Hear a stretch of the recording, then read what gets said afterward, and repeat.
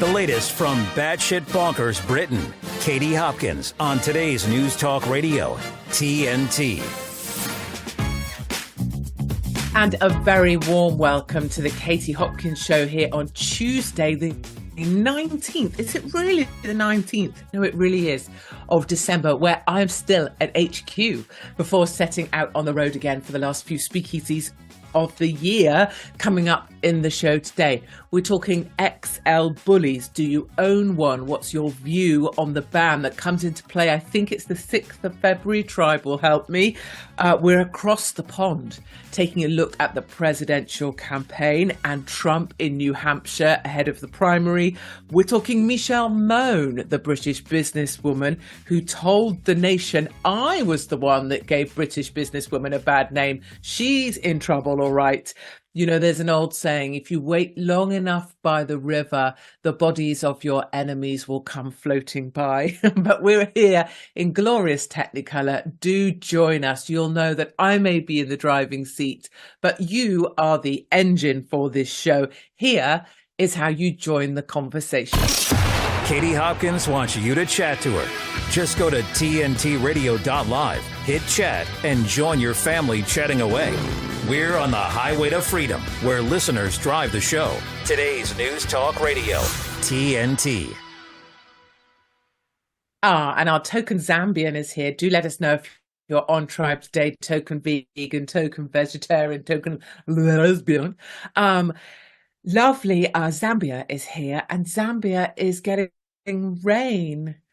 Zambia is receiving life-giving, long-awaited rain. We are all celebrating. Isn't that a thing? Because I opened my the back door of my house today because I needed dog food. Dogs all over my blooming arms, legs, everything, because it was time for there to be fed. Nobody's refilled the dog food. I know. Do I live alone in this house? And it was raining again. I was like, oh, rain again. And then, of course, Zambia, everybody celebrated because, you know, rain is a beautiful, glorious thing. And we take it for granted, mostly because the villages near me are perpetually underwater at the moment. And I have to regularly go down to the neighbours and help push out floodwater from their homes. I was doing that the other day. I probably shouldn't give this away, to be honest. Well, anyway, they had a house rabbit. I'm just going to say house rabbit and floodwater doesn't really mix. Can I tell you something else that's happened as well? And if you hear me making random comments that feel like, where did that come from? It's me following along with Tribe. So if you go to TNT Radio live and chat along, I am watching you chitty chat. So if you have something to say to me or something to say to other listeners, or you have a point of view or something you want to share or something you disagree with, do go to the chat, because likely as not, I'll read out what you say. Although I try and avoid excessive swearing. That's kind of what I'm trying to do at the moment, is not swear quite as much. Can't promise anything, but that's my effort. Let me tell you something that happened. I took the lions, so I have 2 Labradors. I take them marauding around the countryside in the very early hours. And I was marauding about with the lions. We were rabbiting. I wasn't rabbiting, they were, but you know, I'm the kind of, I don't know, what am I? Circus clown. I fell over. And it was one of those proper falls. And I don't know if any of you have fallen over of late. I fall over fairly regularly, but like most people probably haven't fallen over since they were a child. I fall over quite a lot. A, because I rush around. B, because I'm an arse. And C, because I'm usually tromping around some woodland area or whatever. And I'm not certain what my left leg gets up to anymore because of my brain surgery. Anyway, there's a thing when you fall over, so you feel the clip of the thing that's going to trip you. So this was my left foot on some sort of branch. There is an inordinately long amount of time when you're falling over between the noise that tells you you're going to fall and the hitting the ground.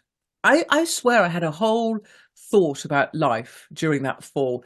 And then there's the fall. And so for me, it's important that I don't fall on the top of my head because I don't have a skull. So I have to fall a certain way.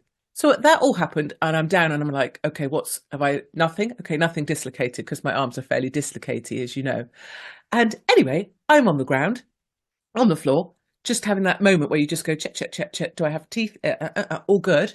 Tilda, one of the marauding lions, comes along and decides at that moment to hump my head. And I'm pretty cross about that whole situation. A, because of the humiliation of falling over. Nobody saw, but still it happened. If a woman falls in the dark, does she fall? Does she make a sound? I did. I was bloody yelling my gob off at that dog. And then she started humping my head. And that's my thing about dogs. Like people say, oh, dogs, they're man's best friend. Oh, dogs, dogs, so intelligent. I just need my dog in my life. And I think about all the things I do for those lions on a daily basis. Hoovering around them, feeding them, running them for hours, praising them, telling them, oh, you're such a good thing. And the first thing they do in a time of crisis is try and bang my earlobe.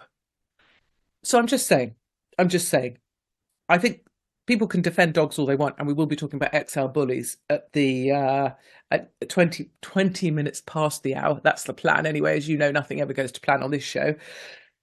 But I'll just say, I think that might be overstated because I've been banged in the head by a dog in a moment of distress. And I came home and told my family, and guess what they all did? Yeah, laughed. So zero sympathy, broke my coat, which was a puffer filled with floof of all sorts of descriptions. Was it the dogs pulling? Oh no, because when we maraud, we really maraud. We don't take leads on walks with us because I'm in the countryside, so the dogs are never on a lead. I can't really do that. Katie, blame your horse face for the pooch. What? Head humping, lol. What? Why the laughter? I got laughed at by my family. I'm now being laughed at by tribe. Right, I see how this is. Just me on my own. Well, anyway, me and Tilda aren't speaking, and I'm now over-favoriting Stella to teach Tilda a lesson. Like she understands human emotions. Top 3 out of the UK. Shall we do it? Pornhub is owned by a rabbi.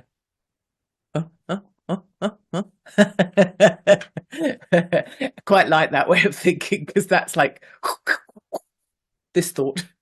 Is Pornhub owned by a rabbi? Is that true? This may not be the time to slander Israel. Okay, top 3 out of UK. 1, Don't Kill Cash campaign. So GB News had a very great Don't Kill Cash campaign. And you may know, we know, we're all behind the cash movement. I speak about it wherever I can. I pay cash wherever I can go. I deliberately ask people that say we don't take cash. I ask them if they will take cash. And if I could only pay by cash, would they take the cash? So I say cash a lot at till points because I think it helps other people see, oh, that's interesting. I totally support this idea that you can rebel by paying with cash. Because if we're supposed to be digitized, then why not pay with cash? Because clearly you're standing in the way of that. And as a result, there's already a government inquiry into how people can protect the rights of people to access cash and pay by cash, which I love. There was a 7% uptick in the financial sector in cash payments. And then recently the OBR was it 19%? Uptick in cash, and that to me is our people. And when I talk of this stuff on stages, the crowd goes crazy because they know that they're part of it. So I love it, love it, love it. Anyway, GB News had a Don't Kill Cash campaign, and the absolute dullards at Ofcom, Ofcom, which is kind of the regulator, but it's a load of old tosh. It's intensely biased. It's just used to shut certain people up whose messages they don't want to hear. I've been Ofcommed a bunch of times because I was not impartial enough. And I've always been engaged on an opinion basis, clearly, and it was my opinion. So why would they be impartial? I'm not impartial. The argument is that you're supposed to have some people on that disagree with you or say the other thing, which you can only do so much. Right? Because if you're in full rant mode, you can't stop your rant in order to have somebody come on and say that you're completely bonkers and this is the truth and it be 180 to what you're saying. So I think Ofcom are a bunch of dullards. If I had to put things in order of dullness, and that would be Canadians, Germans, Ofcom, I would probably go Germans, Canadians Ofcom Canadian. I don't know. I mean, it might be tied between who's the dullest. I don't know. Anyway, they're trying to say that GB News's Don't Kill Cash campaign was an Ofcom breach. And if you know anything about Ofcom breaches, if they find against you, it can be like 40,000. There's a fine involved, which is basically used to pay the exorbitant salaries and pensions of Ofcom dullards. So it's just a self-perpetuating circle of dullness that I never want to be anything to do with, nor any part of. Why does it look like Katie has a catheter? Ah, I see. Hold on. That's so funny. Why does it look like Katie has a catheter coming out of her? Oh, hello, Katie. First time chatter. Love your show. Gets me off to a good start. Well, thank you and welcome. And Tribe will, of course, welcome you in. So thanks for joining the chat. And I think it just adds another layer. And it certainly does. Like, I'm true to my word. The Tribe informs the show, and doesn't matter what I may have prepared. You know, look how many things we have to, including I have poetry for you today that really matters. We must do this at the top of the hour. It doesn't matter what I've prepared. The Tribe will always drive the show. That's my ethos. So let's go back to my catheter. So this is my little earpiece.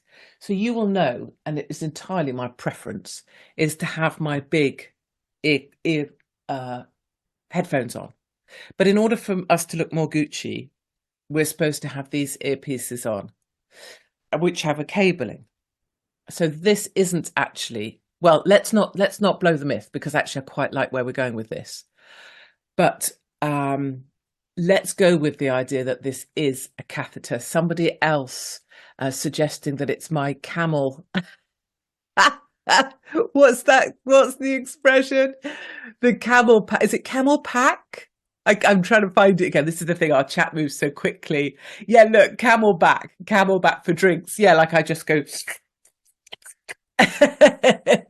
because I'm in such rant mode, and because I lose so much bodily fluid from any orifice that I have, because I'm so overexcitable about everything, that I have a camelback so I can sit. So it's actually my earpiece. And of course, because these things are invented by men, you know, it sits in this ear and it needs to plug into there for it to make sense, but it doesn't. It plugs into here. Like, I mean, it's ridiculous. So yeah, let's pretend this is a catheter. I have actually had a number of these lines before. I had a pick line once, which was basically this. Has anybody else on chat? We're supposed to be doing top 3 stories, but who cares? Looks like a lead to a water hose, right? Has anyone else, maybe someone who's had cancer or something, had a pick line? Let me tell you, if you were ever in, let's have a little sip of coffee, because we've just discussed my dehydration issues. If you ever have the opportunity, maybe you've got cancer or whatever, to have a pick line, 100% say yes. Don't be afraid. Don't be scared. I promise you it will be okay. But what it is they go in your upper arm, just under the really soft bit that actually you're like that. Oh yeah, typical. Because like with medicine, right, they have to do the worst thing imaginable. So they're like, right, we're going to put a line into your heart to deliver antibiotics direct to your heart, right?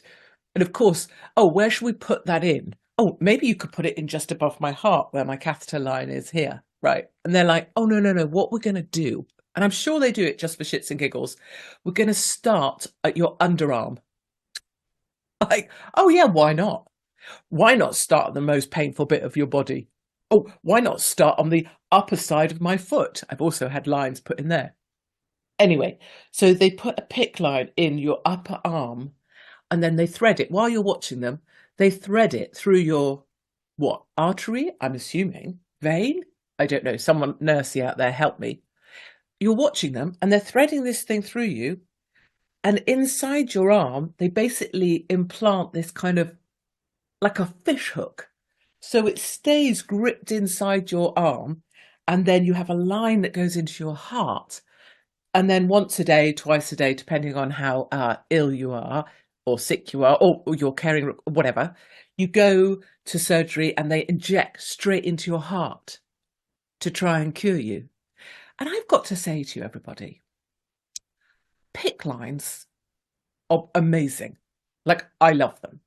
Like, it's brilliant because you don't have to have someone poking around trying to put a line in the place that's already had 55 lines in, and so your arm is so painful. It's right there. I think, why don't we have PICC lines for life? Like, when you're born, why not have a PICC line in, and then things that need to go in could just go in? I'm just saying. The other thing about catheters, now that we've got onto this, and now we haven't done my other two top stories, which is very upsetting because one of them's about the elderly and one of them's about Gaynor Lord. We'll come back to them. The other thing about a catheter, some of my best days have been on a catheter and morphine. Just saying. Like, when my time's up, if I get warning or notice, that is it for me. Get the catheter in, get the morphine in, happy days. Some of the best days of my life. Intensive care, morphine, come on. Like, catheter and morphine, you don't have to get out of bed to have a wee. You're absolutely off your tits. And someone comes along and washes your foodly foo-foo for you. I'm saying I've had worse times. So what we're going to do, studio just told me I had to go to break. So, for that, I'm going to do one other story. Because telling me what to do on my own show, that straight rebellion. I'm checking in with Tribe that they're fine with it. Tribe, are you all right if I carry on for one more story? Because studio want me to go to break. That means I have to do the opposite. Just checking that the Tribe's with me in this rebellion. Someone need a wee? Hold it. Or get a catheter. So lovely Gaynor Lord got found. And, or her body was found in the river. Miss Lord, 55, disappeared after leaving work in Norwich on the 8th of December. Her belongings were later discovered in a city park. Specialist divers retrieved her body from the River Wensum on Friday. Norfolk Police, I've been given permission by Tribe to carry on, as you were. No evidence of third-party involvement, and early indications of death were consistent with drowning. I'm just going to say something here. And bear in mind, it's my opinion. And bear in mind, I'm not trying to be an armchair sleuth or solve anything or upset family members or anything. But it sits so uncomfortably with me. Nicola Bewley, I don't think for 1 minute fell into the river, just so we're clear, that's my opinion. I think she was put back in the river. I think whatever happened to her, we'll never know. But I don't believe it was what we're told happened. And Gaynor Lord, I mean, maybe. But my point is that it's the other bit of how is it still okay? How is it still okay that a lady works all day, leaves her shift early, is seen running through the town? I know that run. That's my run when I'm late to meet someone and I'm putting my coat on as I go, even though it would be much more efficient to stop, get organised and go again.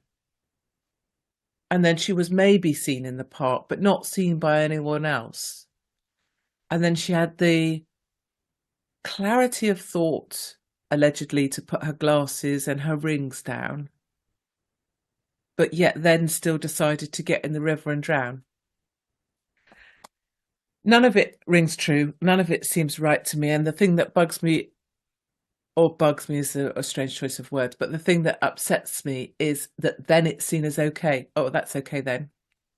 Just another 55-year-old mother didn't make it through. Oh, that's okay then. You know what I mean? And it's not okay. And I think about those ladies, Nicola Bewley and Gaynor Lord, a lot. And I can't help but feel that if they were with us still, they would tell a very different story about their lives and the end of them. So, my darlings, on that note, I want to go to a break on my timings. And we will go to a short commercial break. Go nowhere, otherwise you know I have a special set of skills. I will hunt you down and I will break your legs.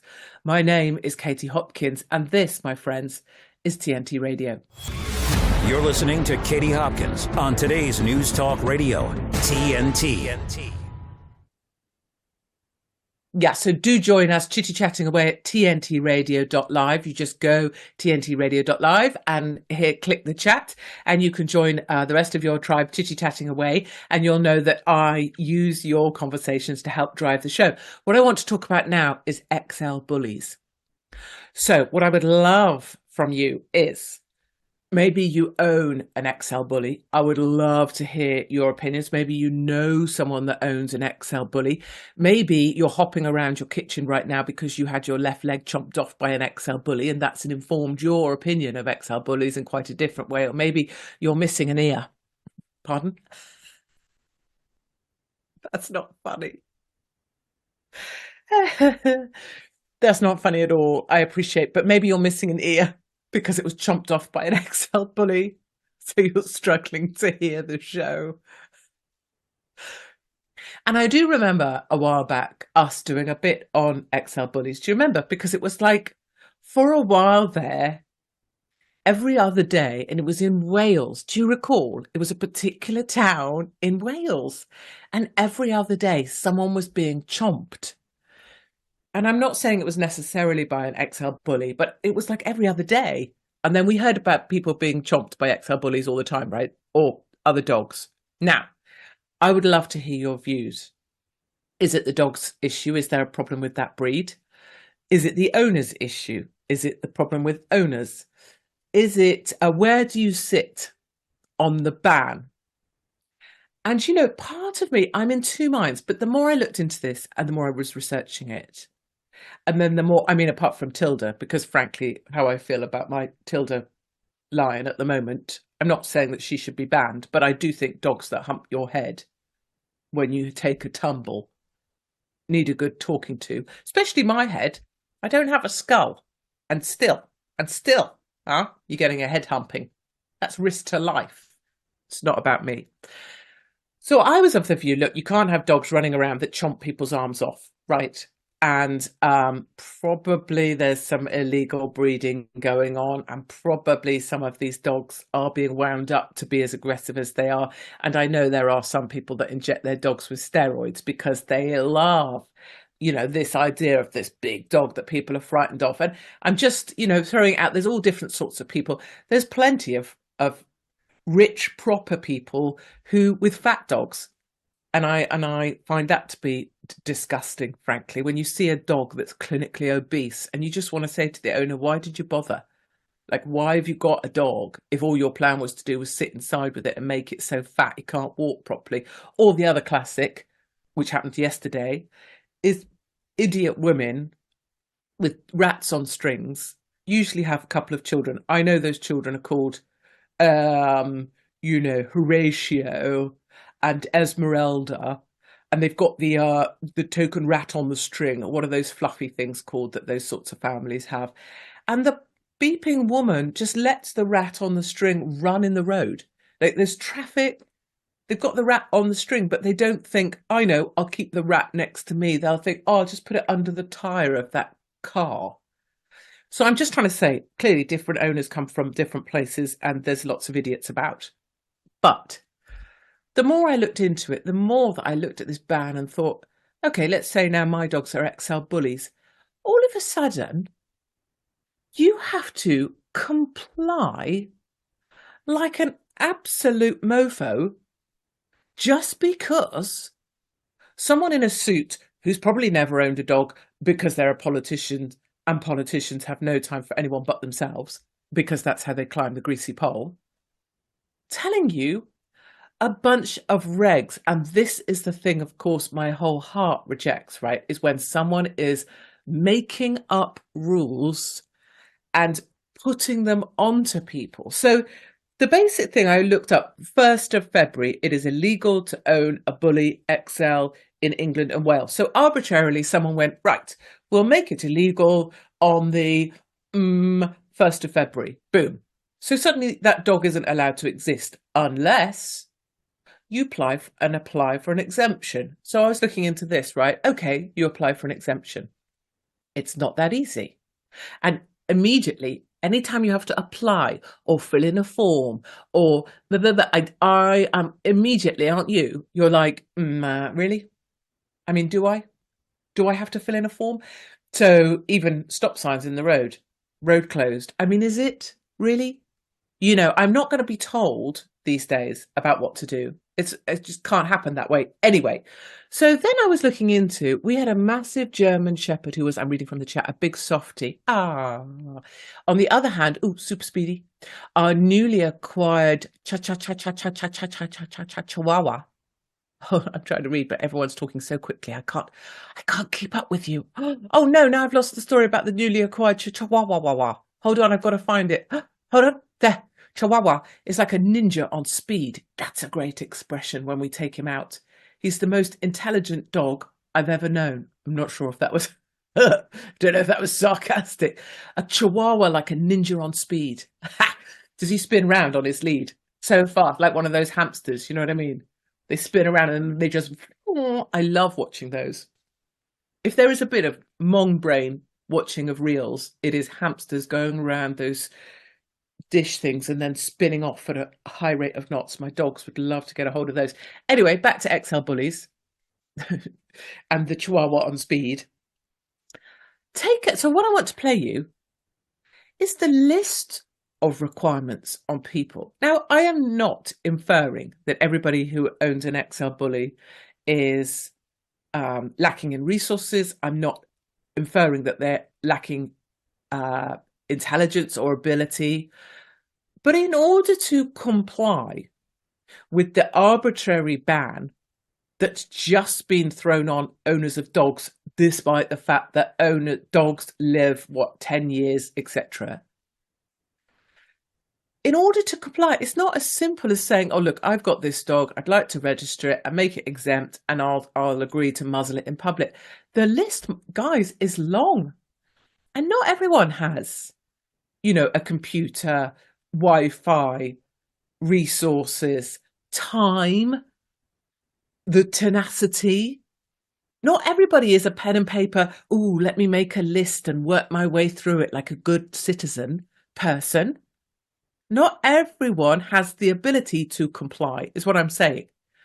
So take a listen to the list of regs being imposed on dog owners that they have to comply with before the 1st of February. Take a listen to this. Hi, I'm Paul, Chief Vet at Blue Cross. You may already know that XL bully types have been added to the list of dogs banned in the UK. So we put together 6 steps on what you need to do if you think your dog may be an XL bully type. You'll need to measure them according to the government's online definition. If your adult male dog is over 51 centimetres at the withers or your female is over 48 centimetres, then you should check them against the other requirements which can be found in our bio. If they are affected, don't panic, but you will need to take some extra steps to prepare for the ban, which comes into force on the 31st of December 2023. 2. From next year, you'll need to keep your dog on a lead and muzzled on walks. So start muzzle training as soon as possible to get your dog used to it, but remember, don't rush it. 3. You'll need to get third-party liability insurance for your dog. The Dogs Trust provide this through their membership scheme, the Companion Club. 4. You should also make sure you know your dog's microchip number, as you'll need this for the exemption application. You can search and find this online, or you can ask your vet. 5. You'll need to apply for the government's exemption scheme online by the end of January, but we recommend applying for it sooner rather than later.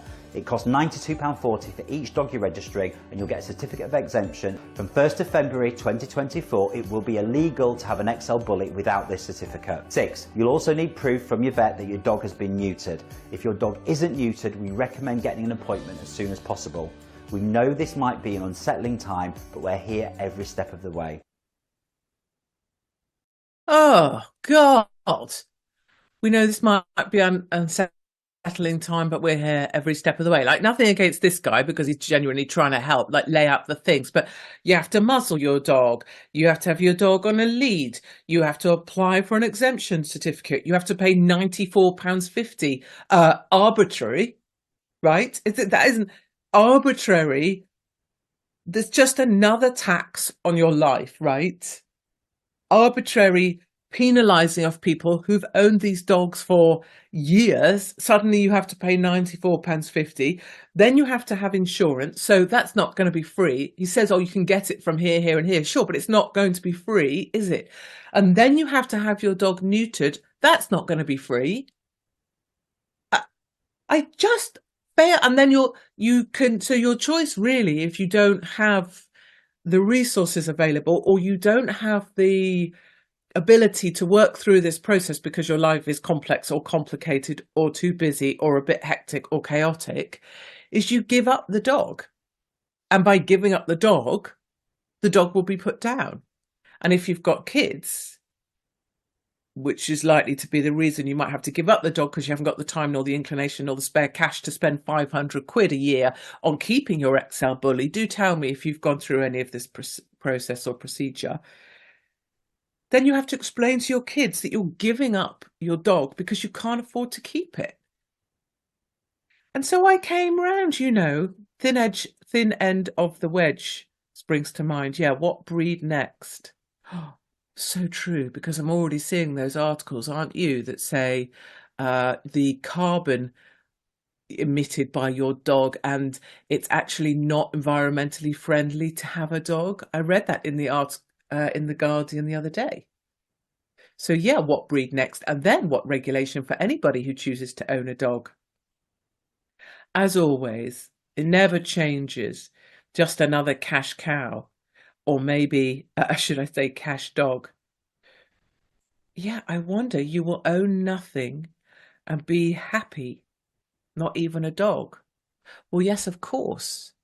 And I suppose if you see XL Bully as the trial for how you remove dog breeds and how you break the connection with humans and dog ownership. So you already have Guardian articles saying it's bad for the environment to have dogs. Then you have Cornwall, where entire beaches you're not allowed a dog on anymore.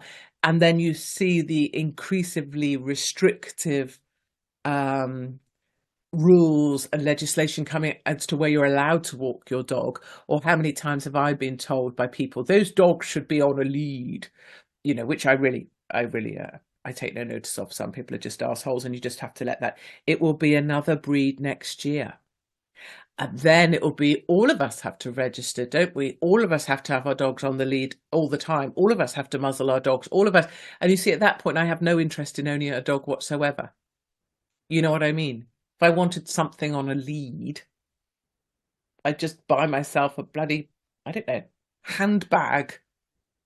I'd just wear a handbag. I've never worn a handbag in my life because I don't like things on leads. I don't actually agree that dogs like mine shouldn't be on leads. I don't believe. I think small rats on strings can be on strings, but I think a dog my size should be trained, should be roaming the countryside, should be rabbiting or hunting. Otherwise, what have you got them for? Anyway, so I just wondered what people thought about this. And dogs are so bad for the climate, of course, naturally. Yeah, exactly. A muzzle is like us wearing a mask. The British Pet Massacre was an event in the United Kingdom. What? Wait, what? Great work, Jane. Thank you. The British Pet Massacre, oh my God, was an event in the United Kingdom in 1939 in which over 750,000 pets were killed in preparation for food shortages during World War II. Oh. Eventually forced vaccinations on all registered dogs with you-know-what. Oh, you guys are a lot further down the line than me. This has been very informative for me. 100%, I was thinking that too. So all of us immediately after the show, you can't do it right now, well you can, but be incredibly naughty. I know you could do it during the commercial break. Need to look at I'm guessing they called it euthanizing, of pets in preparation for food shortages.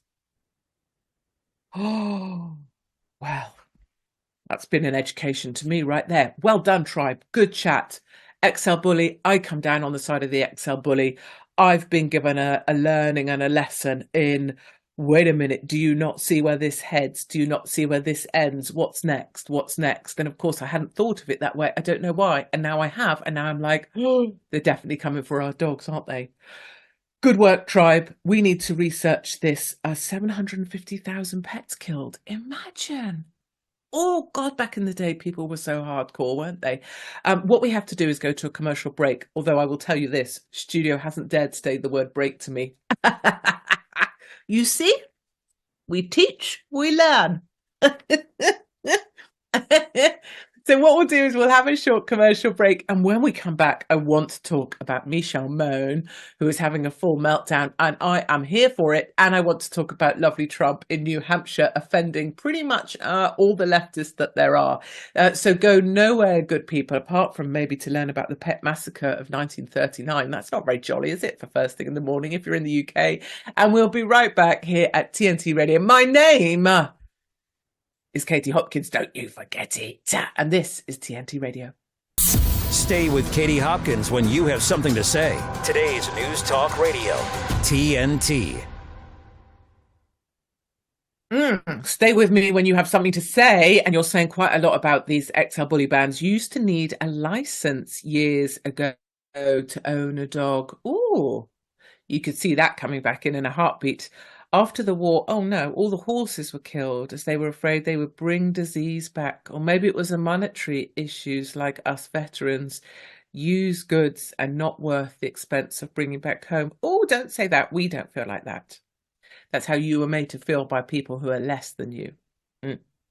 As soon as you get a license, you effectively hand over ownership. So true, isn't it? Which is why so many of us are starting to work out that actually getting licenses for anything is not such a great idea.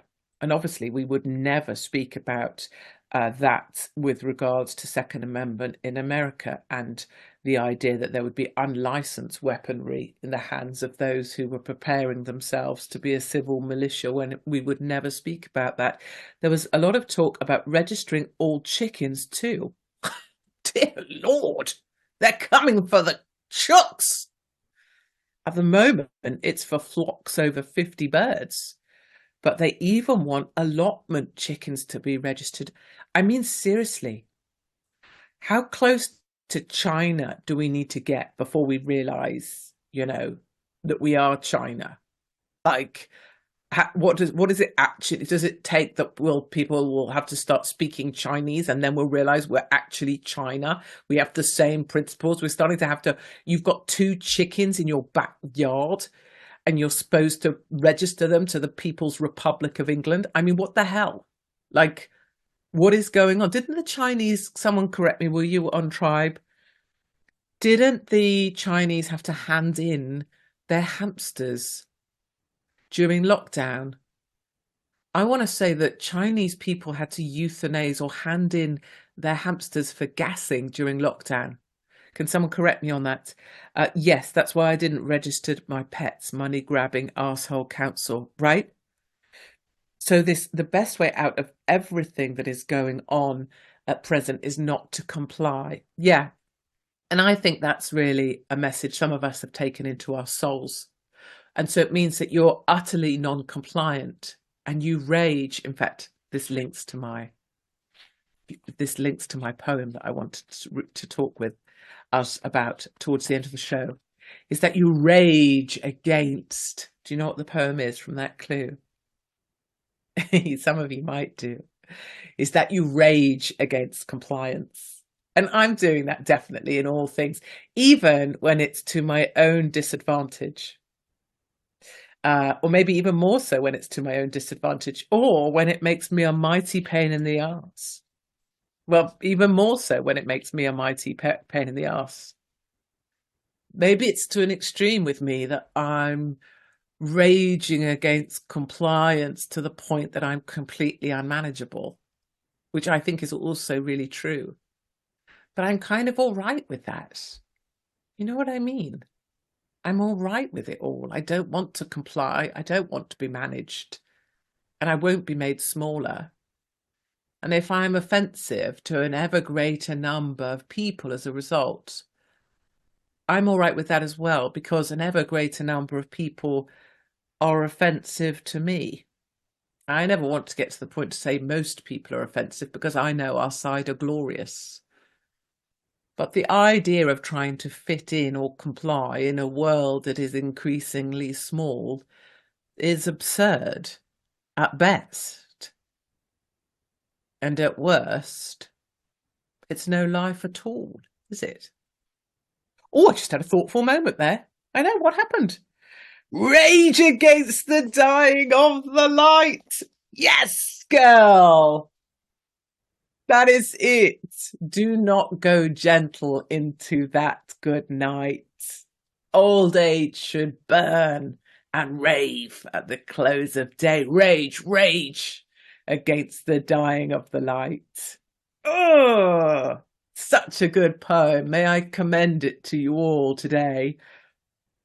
Though wise men at their end know dark is right, because their words had forked no lightning, they do not go gentle into that good night. Makes my whole, makes all of my hairs stand on end, including my nipple hairs. Wild men who caught and sang the sun in flight and learned too late, they grieved it on its way, do not go gentle into that good night. Basically about the end of your life and not wanting it to be over and realizing you should have lived it maybe bigger or larger. So I was setting myself a task actually this morning that I want to memorize this poem for the new year so that I can regurgitate it at will in moments or say it to myself either when I'm being made smaller or when I'm eventually put in prison. And you, my Father, there on the sad height, curse, bless me now with your fierce tears, I pray. Do not go gentle into that good night. Rage, rage against the dying of the light. That's a poem for all of us, right now. It's a poem for us.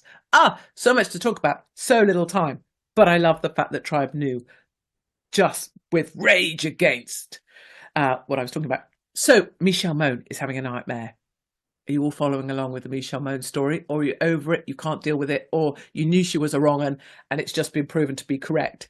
So Michelle Mone, the woman who managed to get special access because of her relationship with Parliament and press barons, and she had her fingers in so many pies, managed to get the Gucciest type of contract to supply PPE, set up a company, didn't have any company accounts, had only been registered for a day, and yet secured £280 million worth of contracts for PPE, much of which was unusable, and then creamed off huge chunks of the profit, and is now trying to fight back.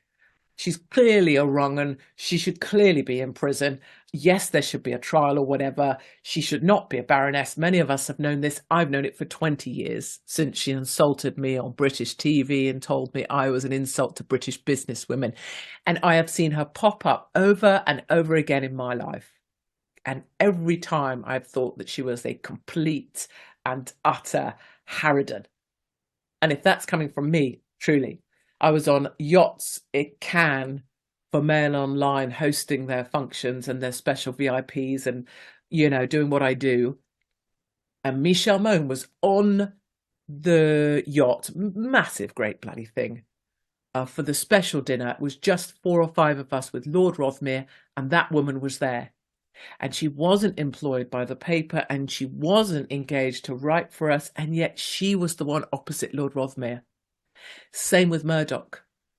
Whenever Michelle Mone wanted something pushed, she had a direct in with Rupert Murdoch back in the Sundays. And I never knew why Michelle Mone had this special access, but she did. And that was way back when, before all of this. So I don't know if she blew all of them. I don't know how she got special access, because what was she? I mean, back in the day, she was like a massive Chumbawamba. Not that that matters, but I'm just saying she was just a woman from a bra factory. She had super special access to all these super powerful men, and now it's coming back to bite her in the ass. And quite honestly, she robbed us all. Yeah. Particularly exactly at a time of fake crisis. Well, exactly. We know fake crisis. People say they were at the most vulnerable. We know it was a fake crisis manufactured, and that the X percent, was it 2%, top 2%, got exponentially more wealthy. let's not bang on about it because it's all over the place. I just wanted to share with you those couple of private stories that I had directly about that woman. There's a picture of me and her on the yacht, actually. And I remember thinking, what the hell is she doing here? So, one thing I wanted us to talk about before the top of the show was what's going on with the presidential race in America, which is hotting up. It's getting exciting. New Hampshire. And I want to play you this clip because it has triggered CNN no end. They've lost their minds. Whenever they lose their minds, I kind of love it. I'm just going to quote you from CNN. Here we go. Whipping up thousands of supporters at New Hampshire hockey rink on Saturday, the former president again drew comparisons to the language of Nazi Germany with the comments about migrants from mostly Africa, Asia and South America poisoning the blood of our country. Joe Biden's campaign alleged this language parrots Adolf Hitler. Oh, it's so, have they really got nothing else to say? I mean, really, shall we take a little listen? Let's take a little listen to Trump in action in New Hampshire. Take a listen to this. You know, when they let, I think the real number is 15, 16 million people into our country, when they do that, we got a lot of work to do.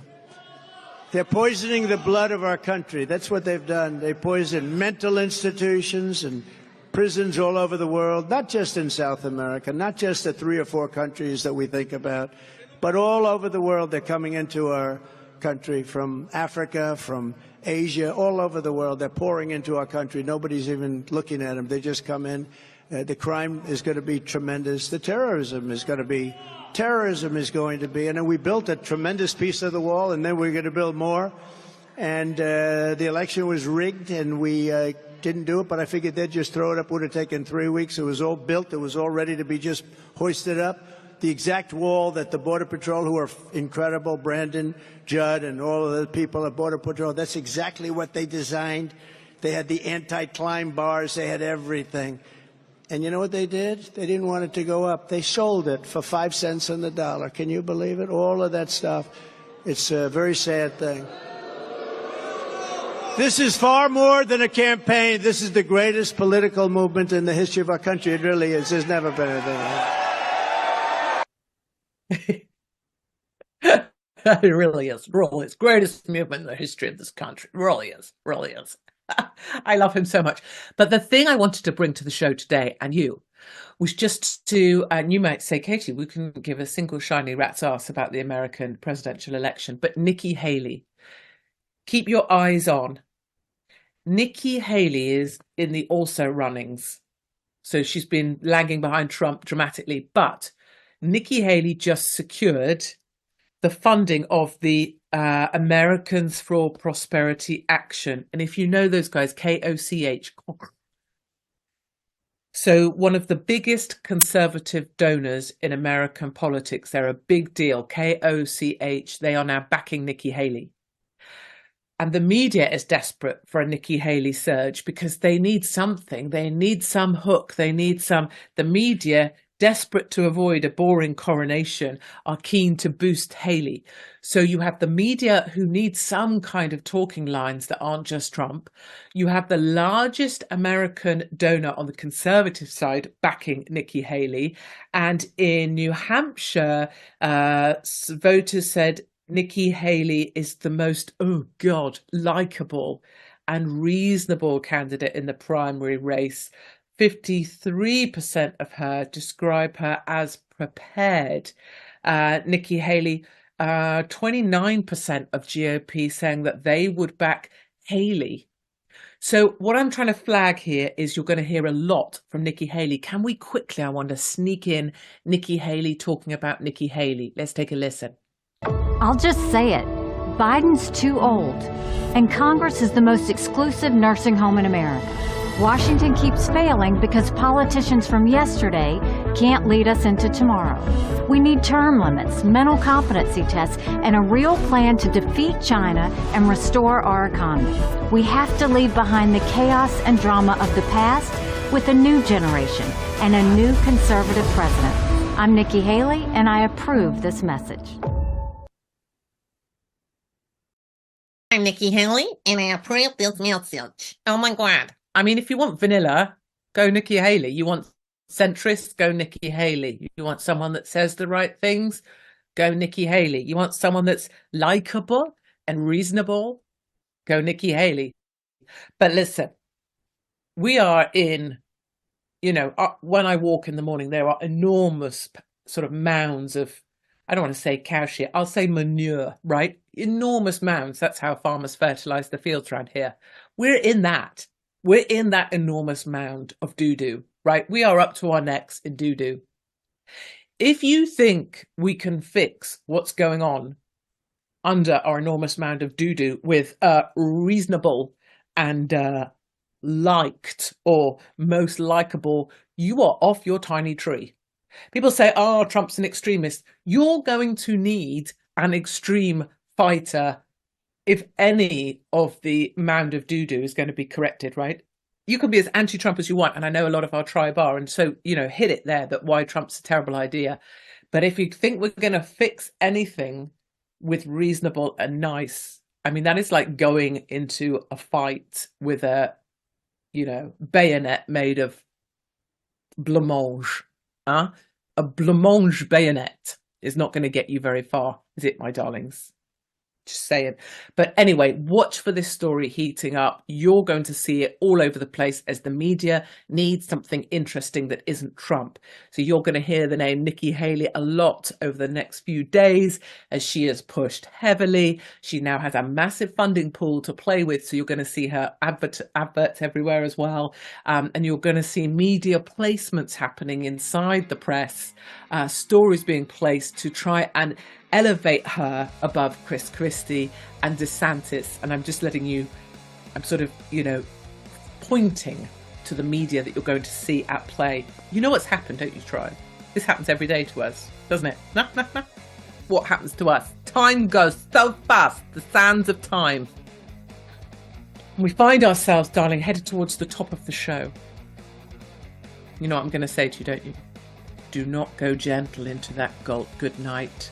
Old age should burn and rave at close of day. Rage against the dying of the light. My name is Katie Hopkins. This is TNT Radio.